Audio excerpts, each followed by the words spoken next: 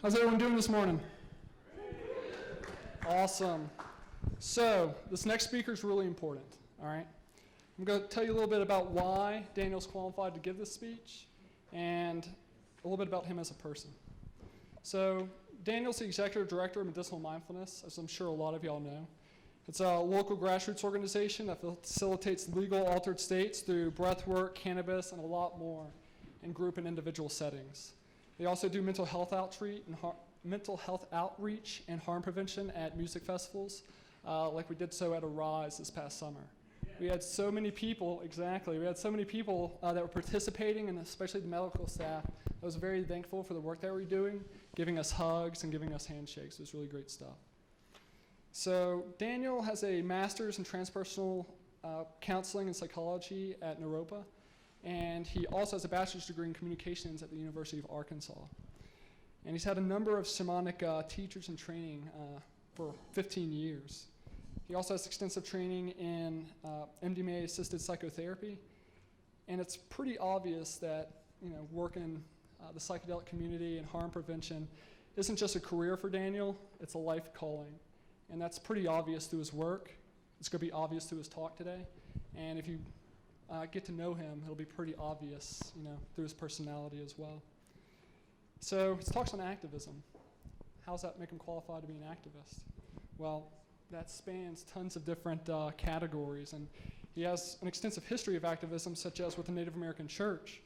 He was a political activist and corporate accountability researcher in Washington, D.C. And he doesn't just do that. He teaches courses on psychedelic harm prevention and mindful journey work. He's been doing that since 2012. I've attended a majority of his classes, and there's a reason that I keep going to his classes. There's a lot that I learn. He's a wise man, and he has a lot to share, and he just wants to share with everybody. He does life and spirituality coaching with his wife Allison over at Aspen Roots Counseling, and they do fantastic work over there as well. And he also co-founded the Naropa Alliance for Psychedelic Studies and helped organize the first Psychedelic Symposium in 2012. All right. Now, a little bit about Daniel. He provides so many opportunities for the Psychedelic Club here at CU Boulder and for the community.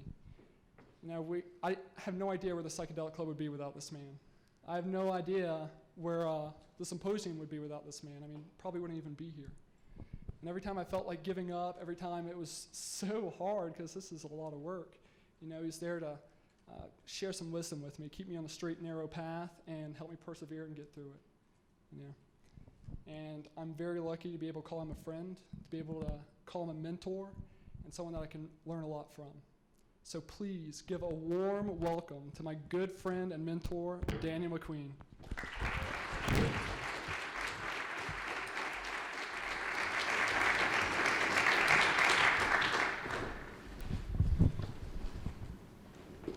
Wow, that was an amazing introduction. I'm kind of shy now.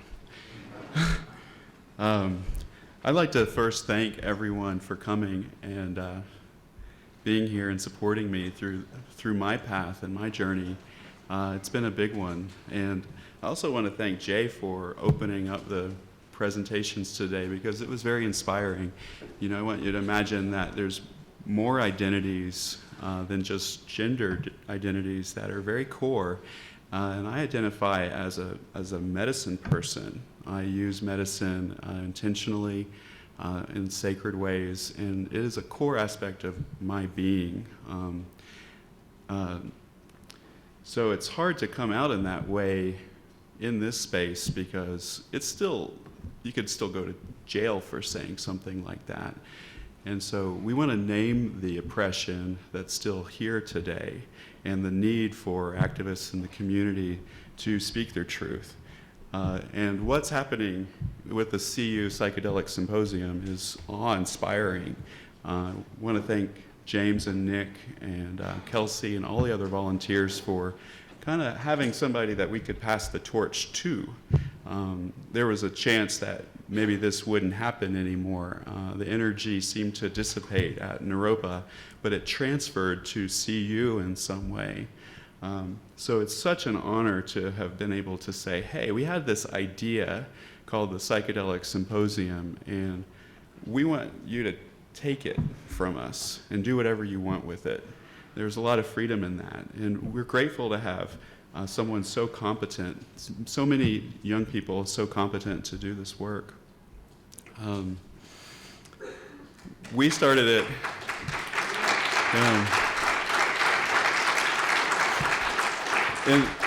And we're just getting started today. I'm assuming it's just going to get bigger and bigger as the day goes on. So we started it in 2012 at Naropa University. I don't know if anybody was at that one, but we were excited that we had 100 people throughout the day. It was an amazing experience, and I think this is blowing that out of the water. And they're also doing it 10 years younger on average than we did it. So there's something going on here that we want to acknowledge and name, that the younger activists are special, and that there's going to be some big movements in this work. It's already happening. So I want to thank the people that started this. There was a group of 4 of us. Allison McQueen, my wife, was part of that original core group. She ended up going on to be an MDMA-assisted psychotherapist for PTSD, a trauma specialist with the MAP study happening in Boulder. She had the opportunity to do 14 MDMA sessions legally, and she's the youngest MDMA therapist at that time to do this work legally. Sarah Harone, who's also is now on MAP's harm reduction coordinator. She's doing the Zendo project workshop later today. And if you're finding yourself in situations that are a little uneasy or unsafe, I'd recommend you go into that workshop so you can find ways to bring a little more intention and skill into your practice. Rob Colbert, he's around here somewhere. He's doing the filming for this. He's been a primary activist. He went on to finish his coursework at CIIS, PhD coursework in anthropology, works with homeless people. And then my work came out of this wave as well with Medicinal Mindfulness. So I was inspired by the MAPS program to step into my own and to go on an expedition into an unknown space and see what was there, and bring that information back, try to manifest it, try to bring it into the world. And so what we're going to talk today is about my program, but only as an example of what you all can do. Only as an example. It's too humbling to take credit for anything that we do in this work. It's so much bigger than us. So I think it's important as part of the genre. So I got my undergrad in speech and communication. I think it was to try to overcome my fear of public speaking, and I never quite did it. So this is a working for me to be present here today in front of all of you, just being myself, right? And so I'm going to talk about how attempting to manifest something in the world actually transforms you, and that we don't need to shut that down, that we can actually use it with intention. But so I studied genres of social movements. I studied rhetoric and speech, and there's a theme in these presentations to honor the god of statistics, and some of these presentations are all about statistics. So I decided to limit it to one slide, and instead of naming all the statistics that we know about these medicines and how amazing they can be, I wanted to bring up a new one that maybe you don't know about yet. 25,000. This is a new study that came out recently that showed that this is the number of deaths in America per year that's caused by sugary drinks. 25,000. It's not a huge number in a country of 300 million, but to put it in context, this is actually a larger number than all illicit drug deaths combined in the United States every year.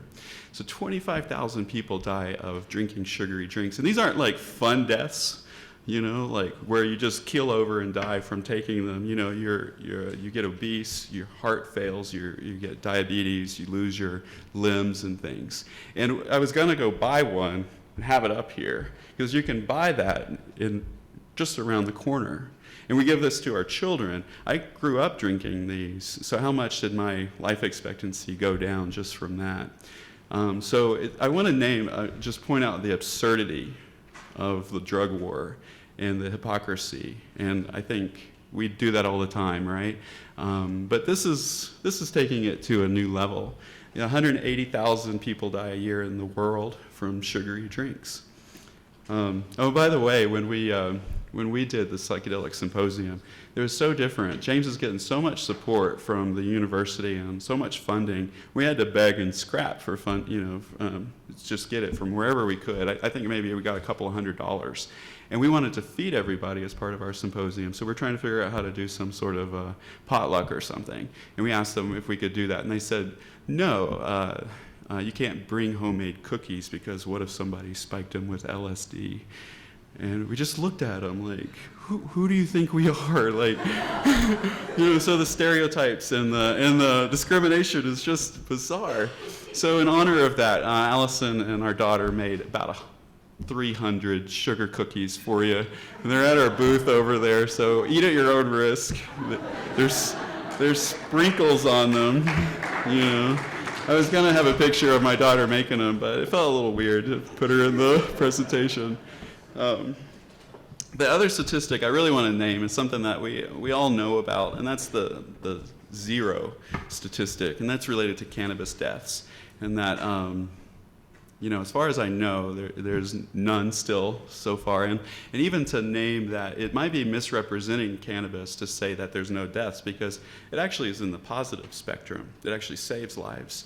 So we're seeing that now in some of the research coming out around medical marijuana states having reduced death rates from opiate drug addictions and things.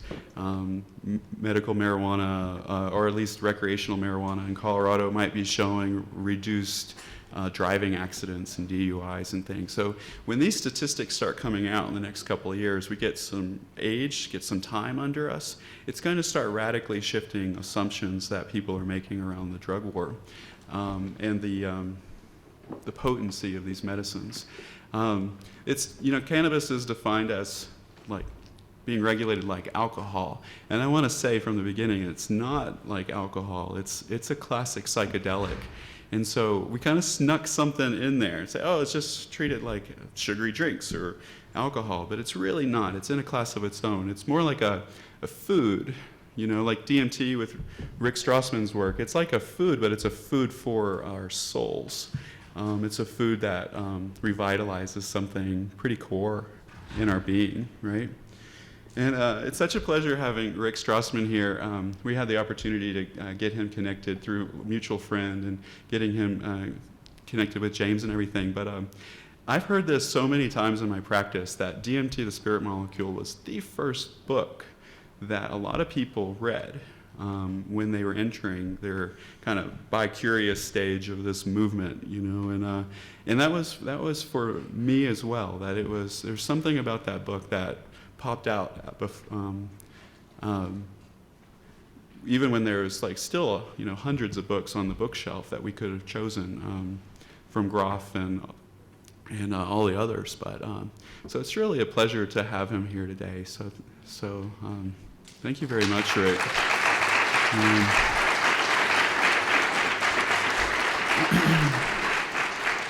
So this gentleman started what I consider to be like a second wave of psychedelic research and activism. The first wave being what happened in the 50s and 60s, the Good Friday experiment being an example of that. And all that got shut down. And Rick was, for however you did it, you were able to break through some of these psychological and just, what would be the word, tyrannical dross around our movement, and brought it back in. And then he discovered something amazing, right?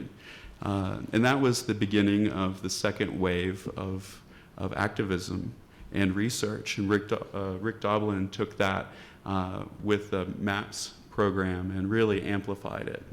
We might be entering this third wave now, where we have a foundation underneath us, years and years of education and research and to prove that it's maybe okay to take these medicines. It might be safe in the right context. And hey, look, it can be pretty amazing.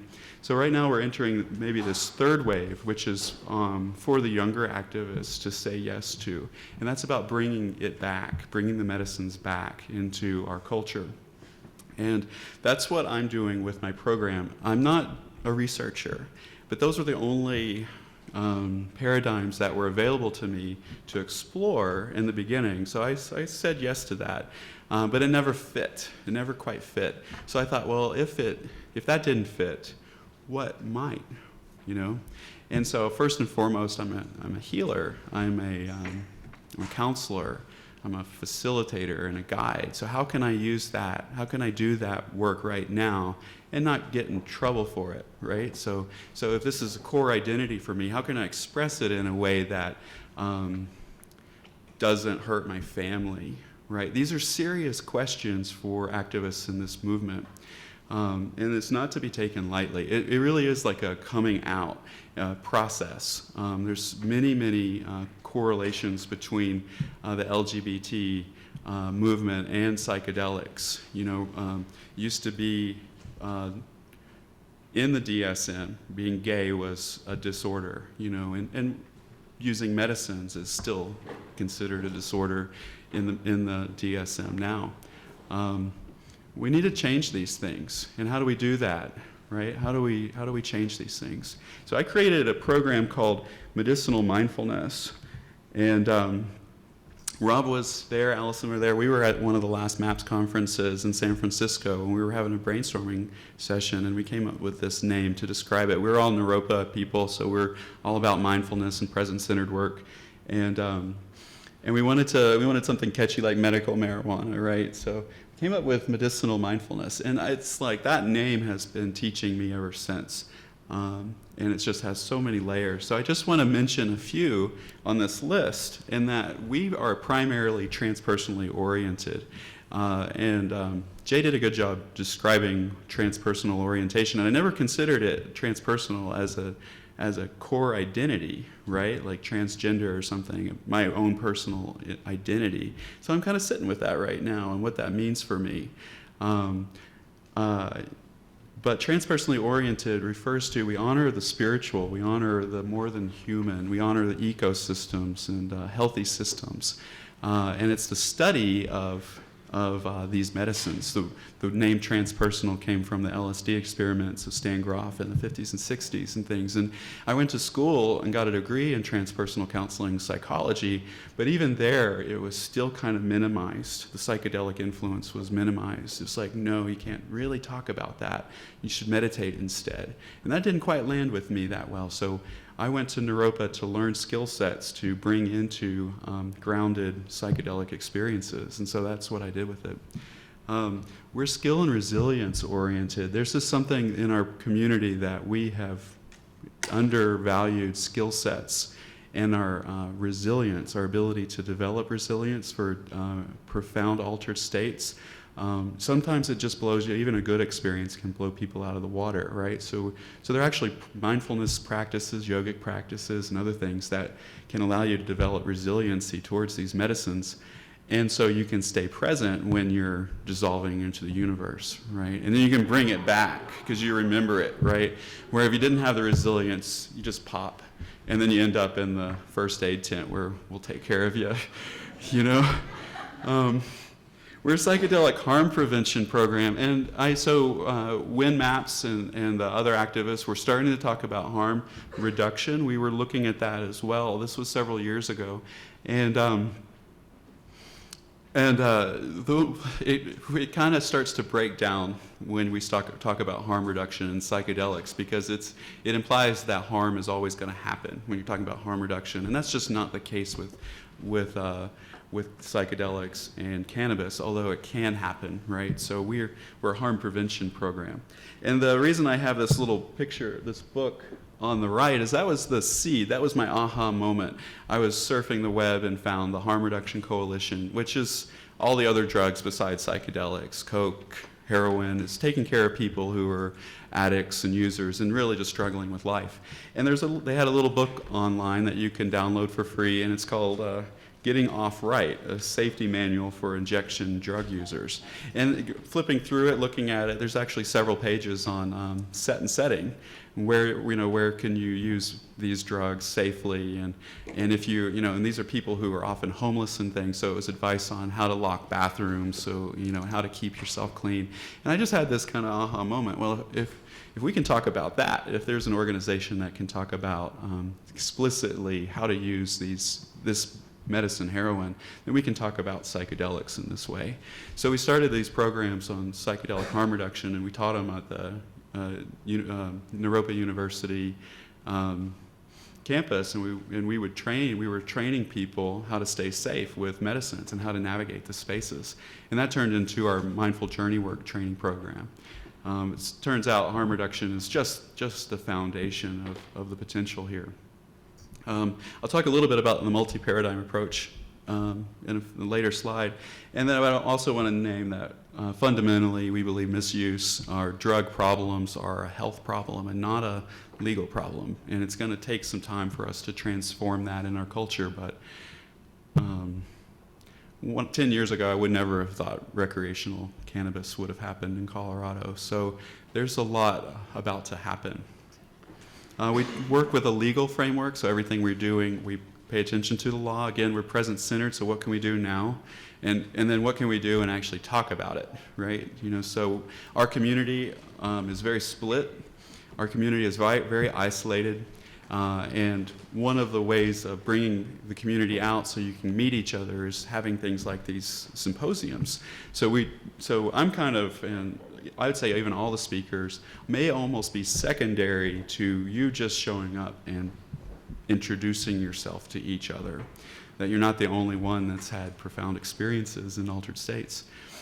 It's very liberating. When I went to the first MAPS conference in 2009, it was great. I met some really great friends who are still my friends and helped me organize these programs. And the last thing I want to say is that we're extremely collaboratively in a team approach. That I couldn't do what I'm doing here without the work and support of a lot of people. On our team, we have a lot of therapists through Aspen Roots Counseling who provide harm reduction support for people. I have a music director and a technical director. We have a lawyer on our team who just happens to have been a sitter in the Johns Hopkins study. And so we're bringing a lot of energy and power and groundedness to this work. So I want to name a few pieces about our program before we keep going. The first is our Mindful Journey Work training program. And this is a training program where we actually teach you not just about set and setting and how to create that, but actually how to navigate the inner journey work experience itself. And we teach mindfulness skills and practices to develop those resiliences you're going to need to do that. And we're more advanced stages of the work. We teach you how to sit for people, and we provide opportunities to sit for people through our breathwork and cannabis circle programs. Eventually, I want to be able to teach you how to lead the cannabis circle, so I can watch you do it and go do some other things too. So our idea is to really spread this out and make it democratic and accessible. I do a lot of individual work, one-on-one. I don't call it therapy anymore. I stepped out of that identity. So professionally, I'm a coach, spirituality and life coach. But I help people who are using these medicines. I don't sit with them while they're on them. I help them prepare and also come back and integrate. And if there's a crisis or something really big, then I'm there for them as well for that. And I have to admit, like, these journeys are so evocative, and they require us to look at such deep core aspects of ourselves that we often have to change significant aspects of our lives after we say yes to this path, to be in alignment. And so I'd say about half of my work is just helping people cope with that transition. It can be very rocky at times for them, and to know that that's okay, that the transition is supposed to look rocky, and help people navigate through those potentialities has been a real pleasure. And I've gotten to see the themes, and I've gotten to learn how to do it myself more by being with others in that space. once a month, we have we call it Medicinal Community Breathwork, and we're doing this tonight. Just down over here in CU. So I'd encourage you, if you're at all interested in exploring altered states, to come check us out and give it a try. And we're going to have a group altered states experience. Medicine without medicine, the breath is one of the most undervalued tool sets that we have in our culture to transform ourselves and to regulate ourselves in altered states work. So we teach people how to breathe again. Most of us don't know actually how to breathe, and myself included. So, and this is an opportunity for people to practice sitting, because if you've ever sat for a person, it can be just as evocative as if you were on medicine. And so how do you navigate that inner space in your own process while also holding a container for others? So, so we give people opportunities to practice sitting in this space. Just to name it, starts at 7, and we have yoga mats and things, but if you do have pillows and eye coverings, I would recommend bringing that. And we're going to really try to do something amazing tonight. Bringing it on a school campus is, I think, a revolutionary act to begin with. And we're bringing in live music and also a recorded set that we use. So come play with us tonight. 7 to 9. So normally these are about 3 hours experience, so we're going to give you a crash course and then send you off into the universal psyche. So the last program that I want to mention is probably the biggest edge for our culture. And we have to remember that what we're doing is still legal in most of the country and the world. So it's definitely been something that I've had to work through and transform myself to be able to do. We've been doing this for about 1.5 years since legalization of cannabis on the recreational level, but I'm going to show you some pictures here in a little bit. But we actually facilitate classic psychedelic experiences using cannabis sativa. And when we first did this, we were like, oh, maybe it'll work. Maybe it'll be something that we can use as a training tool. Maybe it'll give us a glimpse. And it completely blew us out of the water, everybody. And we did one of these 2 days ago. We had 14 participants and 3 sitters and a live musician. So it was a combination of live music for the first time and recorded music sets that are specifically designed to induce altered states. And I also do this on an individual level. I can facilitate individual journeys with cannabis. And I did this week. We did a journey this week. I go to people's homes. I'm going to show you a picture. This is one of my setups. This is a breathwork kind of setup in my office, but I take this mat and speaker systems, create a surround sound experience with the music, and we use synergy, all these little blips here and there to create a true altered states experience. And the one I did this week, it was not possible to distinguish from a LSD MDMA trip, and it was just cannabis. One of the benefits of working with cannabis as a guide is that it's shorter, so it's easier on my body, and I can and so staying fully present for 8 to 10 hours is a resilience piece in and of itself, and not we can't start from that space. So having a training tool like cannabis has been really amazing to work with. So this is one of the other traditions of these presentations, is to show you the space that the magic happens in, right? So you see people, the MDMA therapy room with the couch and everything, and the cameras. We leave the cameras and recording equipment out of the experience. So I don't know how well this picture is going to come out. I tried to lighten it a little bit, but a lot of my work is in the dark. Yeah, I don't think. But so it's a little bit more visual on my screen. This is at the yoga studio. If we had any more light in there, we would be showing people's faces, and that's not something we're going to do, because Colorado Supreme Court just ruled that even off-the-job responsible cannabis use, you can still get fired for. So we're protecting our people. And then I don't know if you can see that. You can see the computer screen. That's me and Kimba, the musician, working the set. So we had a great time at Arise this year. We've been going back. This is our third time, and we really blew up this year. We brought 17 volunteers with us, mental health professionals, licensed counselors, and Naropa counseling students, and spiritual practitioners, yogic practitioners, and mindfulness practitioners, and we gave them a quick course in how to handle big and difficult experiences, and we put them out there, and they were amazing.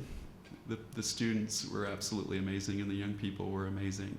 We helped so many people. We worked with Groove Medical Services.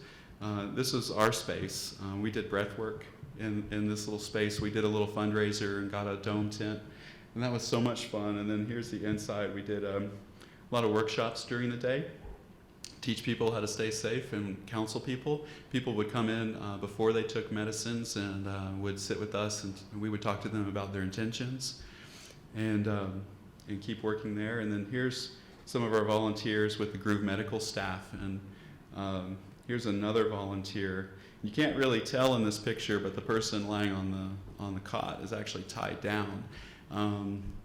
There was a lot of belligerence, and people talk about psychedelics as being a problem, or MDMA being the problem, but 95% of the people that came through the med tent were on alcohol. So alcohol mixed with psychedelics is just not a good idea, you know. So if I could tell you anything to not do, is don't take alcohol with your medicine. So you know. There's no just say no dogma in this. Like, we saw what happened. It was bad at times. People had to get restrained. Someone took 50 hits of acid with alcohol and ended up restrained, half naked on a cot and it was not okay. You know, we did the best we could with these situations, but I want you to meet us halfway moving forward if you could.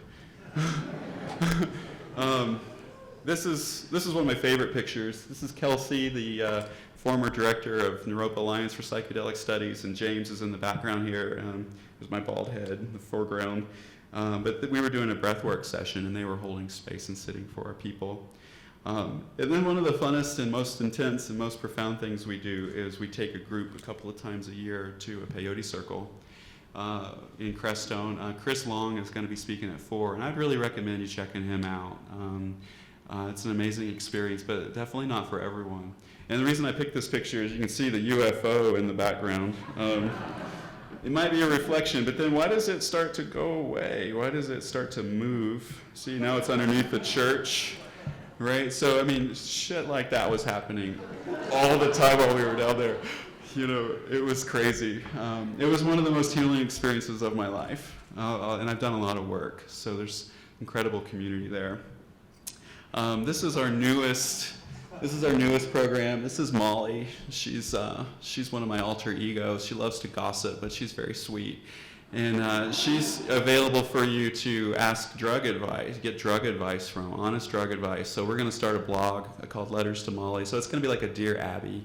So Dear Molly, what do I do when this happens? And we'll tell you, don't be stupid, you know, be safe. And my friend Elliot did this. So before we go in, some of this conversation is going to be like extreme growth edge of the psychedelic movement, but you have to have a foundation in safety. And we came up with this harm reduction statement called Cover Your Bases. And this is related to psychedelics, the substances themselves.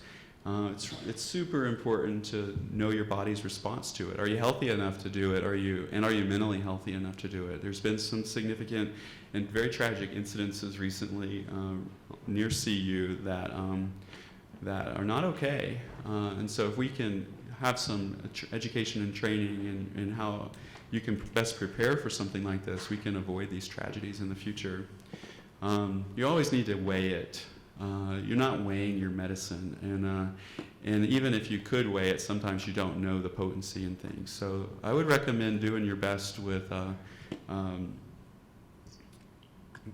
that. And substance type and quality, get it tested. There's no excuses now. You can get your medicine tested. You can also get tester kits, and then there's also a lot of resources online that we would recommend. Arrowwood primarily, and if you can, know its source. you know? And so the idea is you might not be able to cover all your bases, but you can at least start having that conversation. So the reason we're doing this, here's 2 different substances. I got these images online. They look exactly alike. The MDMA, the typical dose is 80 to 150 milligrams. The Nbomi on the other side is in the micrograms. So if you think you're taking MDMA but you actually have Nbomi, you're going to kill yourself. And they look the same. And 10 years ago, 20 years ago, these weren't problems, you know. So you're in a different space than we were when we were younger. So where are we now?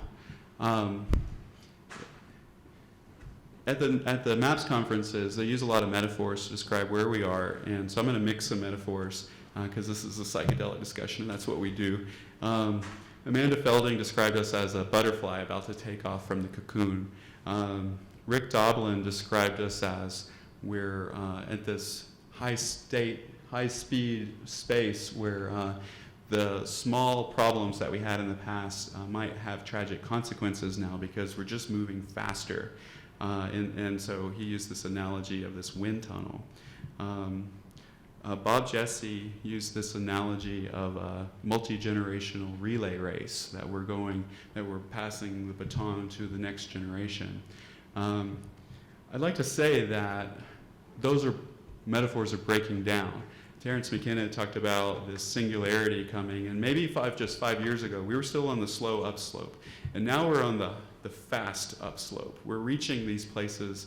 We might be approaching the singularity that people have been talking about within the next 10 years, and artificial intelligence is about to take off, and we're about to reach this space where infinite possibilities are going to emerge. So it's no longer about a butterfly taking off. It's about a million butterflies taking off. And some of us are already flying. Some of us are already out in the world trying to engage this work. And we're coming across our glitches. And if we don't deal with them, we're going to crash.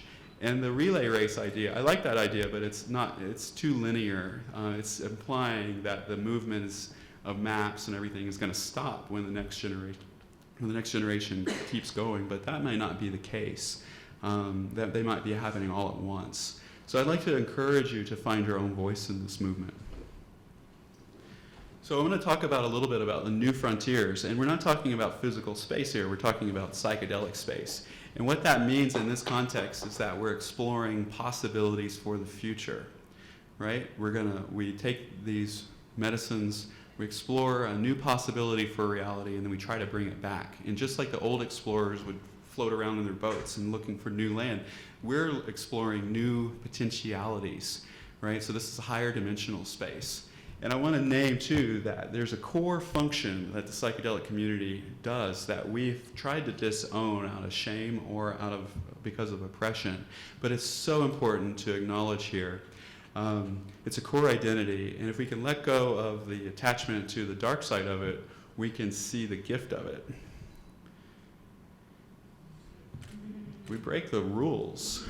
We break all of them. And I'm not talking about breaking the law here. I'm talking about literally breaking what we think is possible, breaking the norms of society and considering new ideas, new realities. So we break the rule. We literally break the rules, okay, of what we think is possible. We do on a regular basis what other people perceived as not even in the realm of possibility. You're not supposed to recover from that amount of trauma, right? You're just not. You're supposed to kill yourself. That's what happens. And we're doing this. We're healing people on a regular basis. Here's some examples of rule breaking.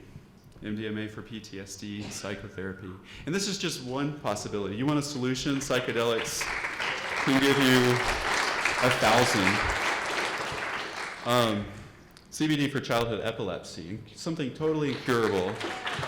You know, some pothead just said, "Hey, why don't you try this?" and started a revolution. You know, drugs that heal addiction. What do you mean, drugs that heal addiction? That's insane. You know, we're gonna be seeing this more and more. And then cannabis advocacy is really breaking down the assumptions of the war on drugs for all the other drugs. You know, even the ones I wouldn't recommend taking. You know, they're health problem. And then the last one is spiritual awakening. Again, we do something on a Saturday night you're not supposed to be able to do until you've had 20, 30 years of a mindfulness practice underneath you or something. So one of the things I'd like to break is one of the rules of the psychedelic movement, and that's this emphasis on set and setting. That's turned into some sort of dogma in our culture. And there's no other field of study that just talks about your mindset, how you're doing inside and where you're doing something. There's no other field of study that ignores this third idea called skill sets. It's in there, it's implied, but I would like to consider us bringing in skill set more explicitly into these statements. So set, setting, and skill might be a new paradigm approach. And that we can actually teach these skill sets to stay safe, and that you don't have to be a passenger in the psychedelic experience and hope that your good intentions and hope the setting was right enough for you. You can actually do things other than surrender into the space. And it may be true that sometimes you have to go down Niagara Falls, but do you want to go down naked in a barrel, or do you want to go down in something that can handle that descent very smoothly? And what happens if you get down Niagara Falls and you land stuck inside a rock called terror or grief? What do you do then? You just hope that you'll get through it, and a lot of people do that. But there are actually skill sets that we can explore. So it's incorrect to assume that when we break the rules that there aren't any rules to abide by. We just get to name our rules and morph them and change them when we need to. So there's 4 primary paradigms of psychedelic medicine use: the spiritual and religious, the psychological, the healing, the scientific problem solving, and the creativity, play, and celebration, and what we would call recreational uses underneath that. And this is part of our training program. So it's also an assessment tool. Where are you on this map? And can you find your missing spots? And it's in this map as well. This is kind of based on the 4 directions of Native American spirituality, but also Western alchemy. Each paradigm has a gift and a shadow. In the top, the knowledge skill set, there's people who think they know everything, particularly in the medicine world, and they have blind spots they don't know about. But if you bring that knowledge and skill into authentic expression, it keeps people safe when they're partying and playing, right? Connection and awareness is great, but it also leads to spiritual bypassing, which is trying to meditate away your problems. And they have a tendency to come back and bite you in the ass if you do that. So bringing in more psychological work to your spiritual practice is very important. And I guess my question is, what happens when we combine all 4 paradigms into one image? And the answer is you transform yourself and you transform the world. This is what we're at least attempting to do and explore with our program, is working in that middle section right there and access to the transpersonal. So I call this work transformational manifestation. And so you can be transformed by these inner experiences, but I don't know if you've ever tried to manifest something that you've had, an idea that you had in this inner work, bring it into the world. It'll work you just as much as any psychedelic would. And so there's skill sets in engaging that work as well. I'd like to name a few of the characteristics of this new frontier, and I would encourage you to explore what that looks like for you. So for instance, I'm not a public speaker generally, right? Like my work requires a really hyperactive imagination and sensitivity to my surroundings. So this is a new process for me. So when I said yes to this idea, I immediately went into this experience. It was very similar to an MDMA journey where I was shown and revealed all the times I've embarrassed myself publicly. And I went on for a month, and that was not fun. But I was able to work it skillfully and clear that space so I can be here present with you right now and not check out, right? It's very important. So we took the MAPS ideas and we acknowledge that they're a necessary part of their paradigm, but in some ways we had to flip some of them upside down to fit our current reality.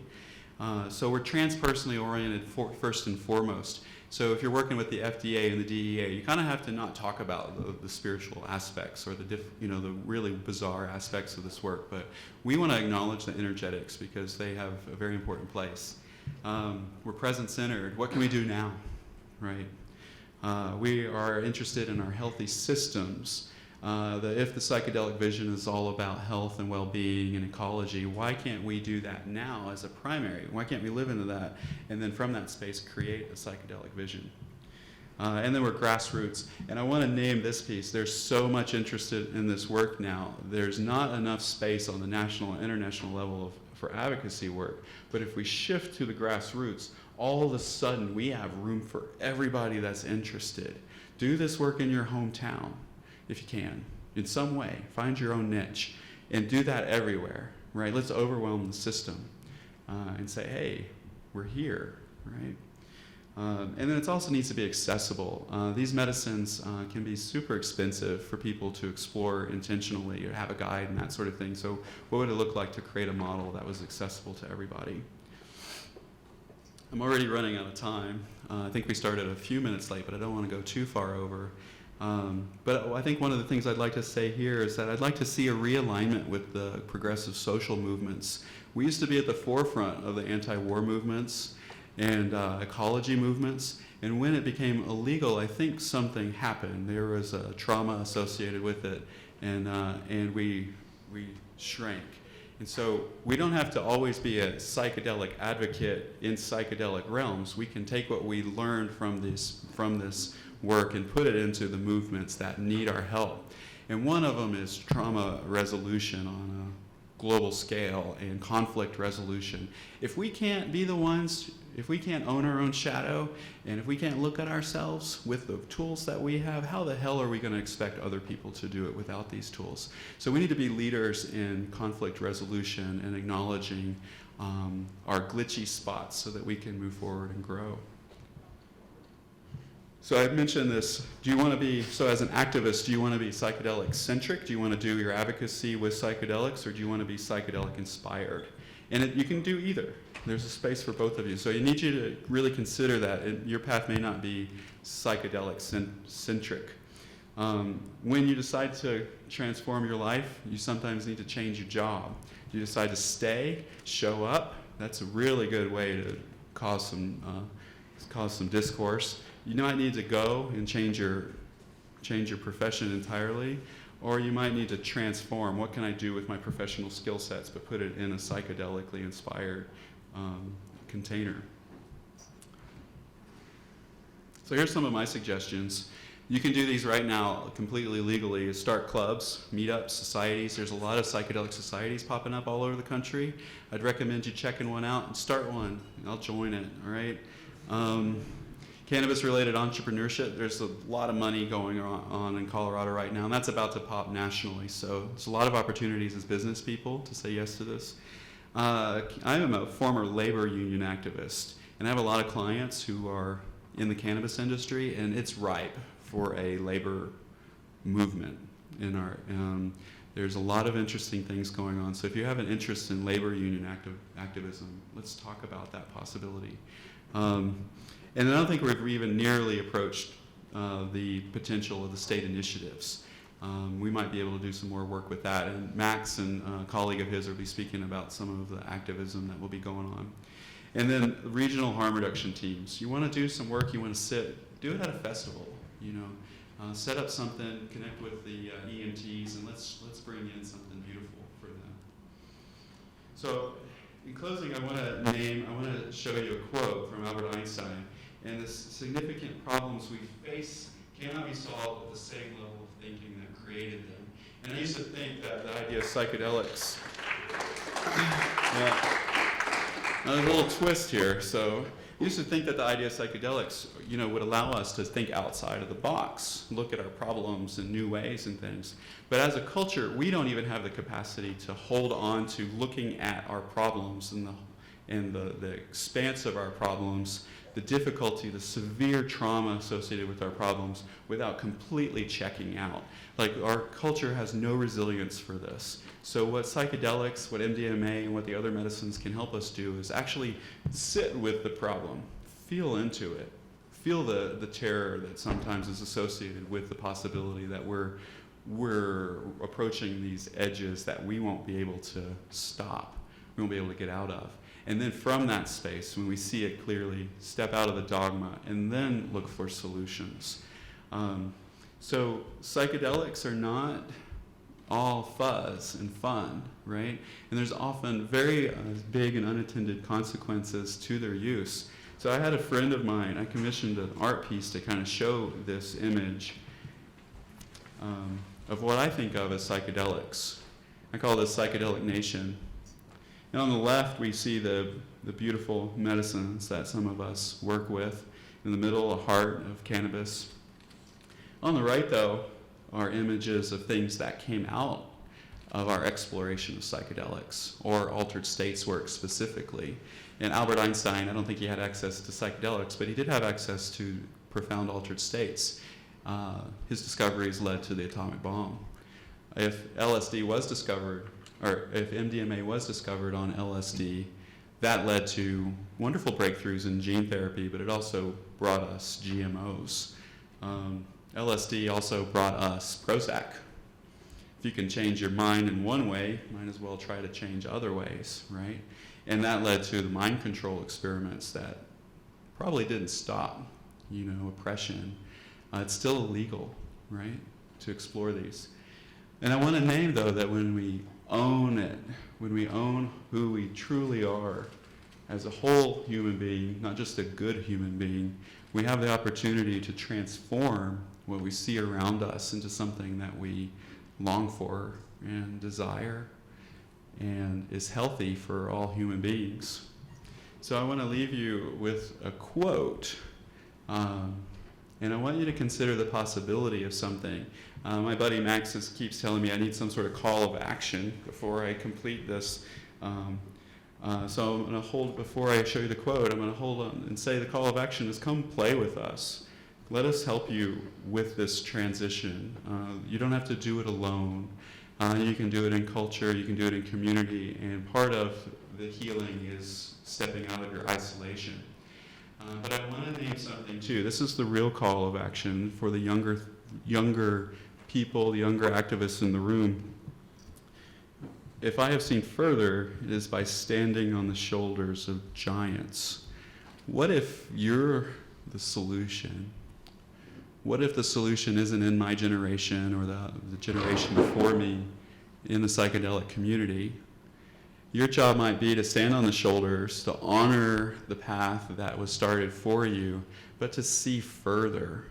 So I encourage you and dare you, I really dare you to see further than what even our leaders thought was possible, because you're doing it again and again and again. You're doing things that our previous generations didn't think was possible.